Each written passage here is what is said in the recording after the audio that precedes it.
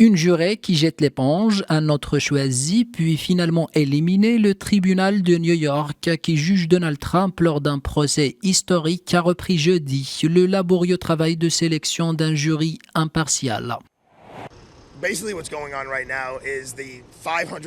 Ce sont environ 500 personnes qui ont été appelées comme jury. Environ 100 d'entre elles entrent dans la salle d'audience.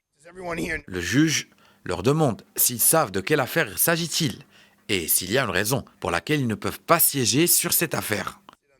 Le juge ensuite examine les réponses cas par cas. Si l'un d'entre eux lève la main, il est renvoyé. C'est quelque chose d'inhabituel.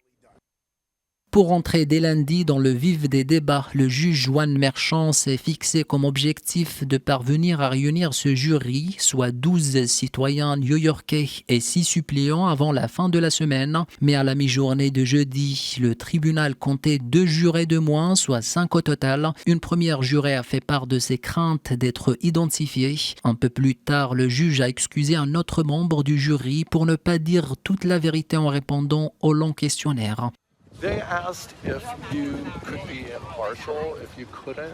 Ils ont demandé si vous pouviez être impartial, si vous ne pouviez pas l'être, si vous aviez des préjugés et que vous ne pouviez pas être impartial. J'ai levé la main et indiqué ensuite mon numéro de jury avant de commencer à parler. S'ils disent que je ne dis pas la vérité, alors je ne vais pas gaspiller leur temps, car ça serait malhonnête de ma part.